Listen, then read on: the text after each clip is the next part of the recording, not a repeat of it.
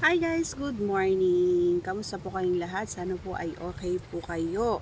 So before we start our video, disclaimer mga idol, ang video ito ay para lamang po sa may bukas ang kaisipan at may malawak na pang unawa. Kaya kung ikaw ay wala po nito, maaari na lamang po mag-skip at mamili po ng mga videos na nararapat po para sa inyo.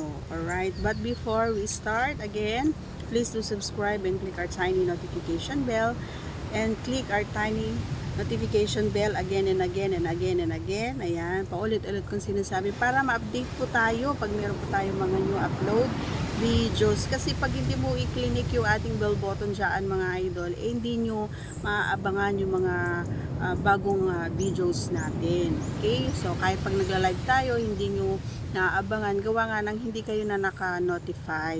So kailangan pindutin mo yan and then i-all mo siya. Okay, idol? Kasi marami ang hindi nakakaalam, no? Kaya minsan nagpi-PM sa akin na, idol, ba't di ka na nagla-live? Idol, bakit wala kang bagong video? Pero updated tayo sa mga videos na bago, and yun nga ang gawin nyo dapat. Okay?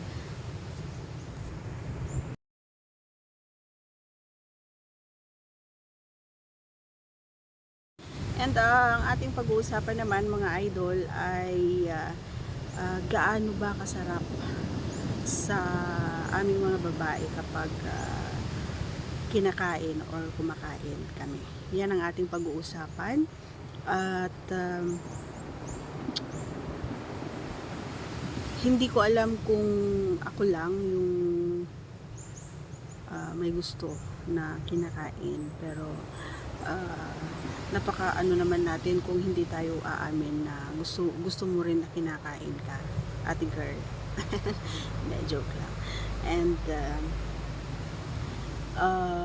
on my behalf again, ayan, syempre sa aking experience, ito yung pinaka maliban doon sa mga posisyon na ginagawa namin kapag ay ito yung number one sa akin na gusto ko na ginagawa, yung kinakain. And lalong-lalo nang nagiging active kasi si Pipay, no, kapag kinakain.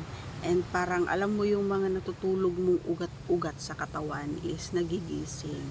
Kahit naman sa inyong mga boys, 'di ba, kapag sinusubo 'yan ay nagigising, 'di ba, bigla na lang halimbawa, sample ko na lang ha, kasi yung partner natin is ako yung may gusto, no, ako yung nag-aya, and then hahawakan ko yon, and hindi pa siya ganun na matigas, and then kapag isinubo mo na, bigla na lang siyang tumatayo. So yun yung ibig kong sabihin, nabubuhayan ng dugo ang isang tao kapag mapababae or mapalalaki mga idol, kapag kinakain at kumakain.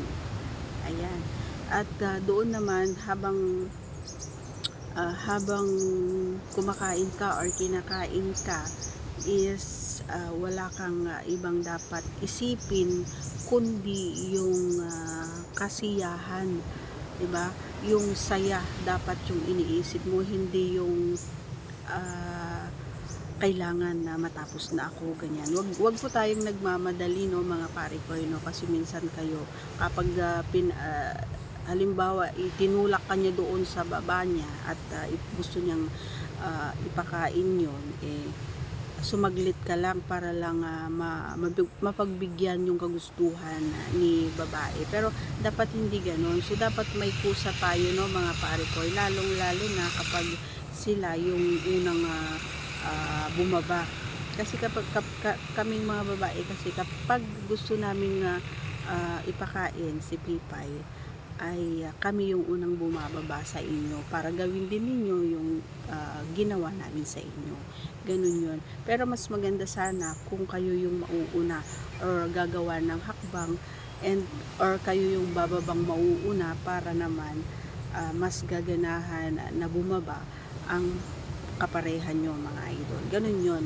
So kung gaano ito kasarap, so masarap na masarap talaga ito, and lalong lalo na kung tama yung paraan mo para kumain. Unang-una, hindi dapat tayo maging hard doon sa baba, kasi nga lagi kong sinasabi, malambot yun, very sensitive yun, so kailangan tamang-tamang hagod lang, tamang hawak lang, tamang piga lang, or tamang pagkiliti lang doon, lalong-lalo na doon sa may mani. Grabe kapag yun ang kinalipot ng inyong dila, ay talaga naman na mapapaganon talaga ang isang babae, ganon. And minsan nasasabunutan pa kayo, di ba? Kasi nga masarap talaga siya, ganon siya kasarap. And talagang yung pakiramdam namin ay kami na yung pinakamagandang nilalang sa buong mundo sa balat ng lupa kapag alam mo yon, yung feeling na ganon, yung very proud kami kasi nga kaya mong kainin si Pipay nang walang pag-aalinlangan. And minsan yun na rin yung paraan namin para masabi namin na super love mo kami kasi nga kaya mo, ganun.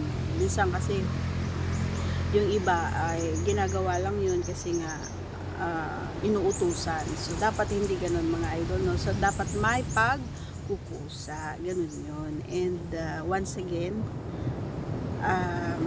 I am very proud to say na yung ating kapareha ay nagagawa naman niya yung part niya bilang kapareha, and I am really happy for that. So sana ikaw din, idol, dapat maging proud din ng iyong partner para naman happy ending.